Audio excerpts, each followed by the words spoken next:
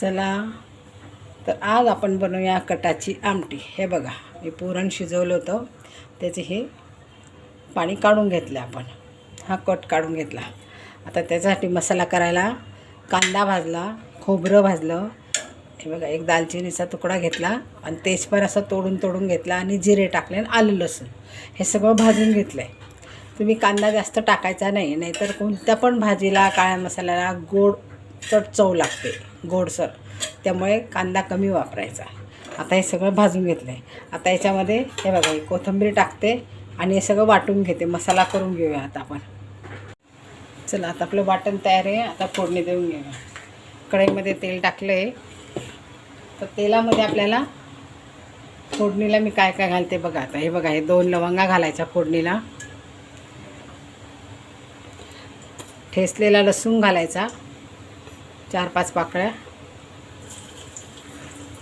यामुळे एकदम खमंग आणि एकदम छान होते कटाची आमटी. आणि एक तेजपान टाकायचा. याच्यात मी मिरे वगैरे काहीच वाटलेलं नाही, लवंग पण नाही वाटलेली, काहीच नाही. आता हे छान होऊ देऊ आपण. तुम्ही या पद्धतीने जर कटाची आमटी कराल ना तर तुम्ही चव विसरणार नाही, इतकी छान होते ही. आता याच्यामध्ये थोडा हिंग टाकते.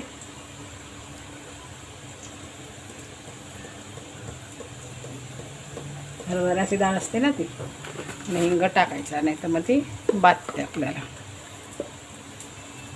आता हे चांगलं असं आपलं लाल झाले बघा, छान. आता आपला लसूण पण पुढे दाखवते मी तुम्हाला. हे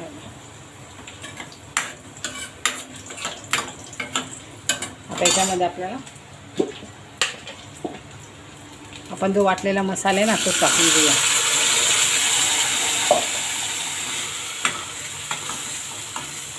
आता आपण भाजलेलाच आहे हा, त्यामुळे खूप काही आपल्याला परतावं लागत नाही. थोडंसं परतून घेतो आपण.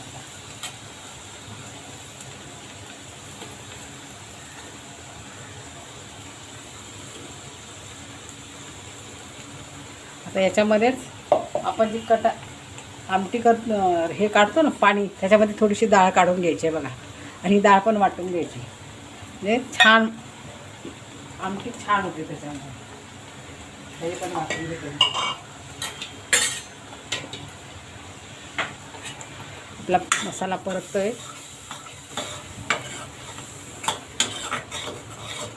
खूप त्याला परतायची गरज नाही पडत.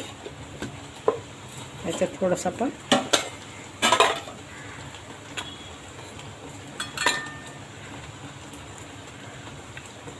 हळद टाकून घेते. थोडं तिखट टाकते याच्यामध्ये, थोडं हे तिखट टाकते, आणि गरम मसाला टाकते. गरम मसाला टाकायचा. कलरसाठी काश्मीरी तिखट टाकायचे. परतून घेऊ आपण छान. आता कलर तेल सुटू देऊ आपण चांगलं.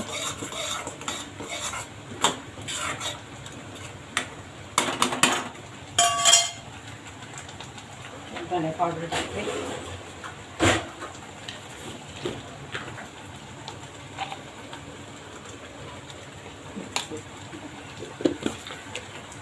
जिरे पावडर घ्यायची, धने पावडर घ्यायची. तर थोडं धने पावडर टाकून घेतले. आता याला छान तेल सुटू देऊ आपण.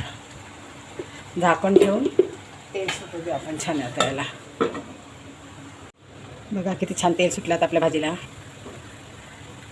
त्याच्यात आपण हे जे डाळ होती ना वाटलेली, हे बघा ते टाकायचं आपण. याच्यात डाळ वाटलेली टाकून घ्यायचं. कटाचं पाणी ना, तेच पाणी वापरायचं आता आपण.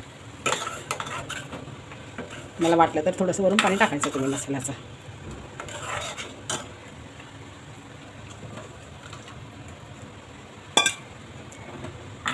हा सुंदर वास येतो घरामध्ये. पूर्ण किचनभर श्वास धरवतोय आमटीचा. त्याचं आपल्याला पाहिजे त्यानुसार पाणी पातळ जशी करायची तुम्हाला तसं टाकून घ्यायचं. वाटलेली डाळ पण तुम्हाला जेवढं पाहिजे ना तेवढेच टाकायचे, नाहीतर मग त्यांना जास्त घट्टपणा येतो. आमटी गार झाल्यावर खूप घट्ट होते. मग ती करताना थोडी सैलच करायची ती, नाहीतरी कटाची आमटी पातळच करतात.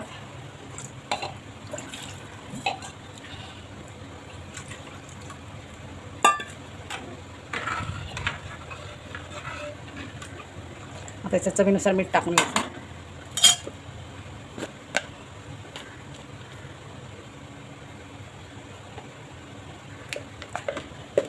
तर छान 2 उकळ्या काढून घ्यायच्या आपल्याला चांगल्या. कट्टाची आमटी, भात, पुरणपोळी, आमरस.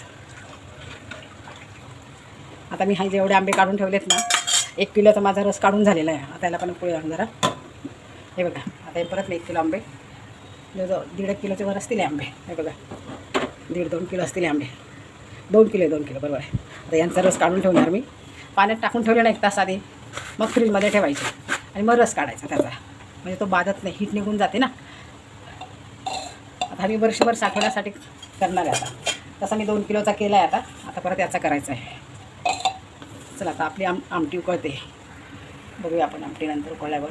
आमटी छान उकळली आहे. थोडासा मालवणी मसाला टाकते मी. खूप छान टेस्ट येते त्याच्यानं पण.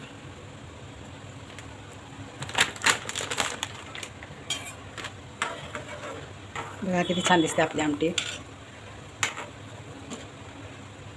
थोडा कढीपत्ता टाकला मी वरून. 1-2 उकळी आली का मग त्याच्यामध्ये कोथिंबीर टाकेल बरं.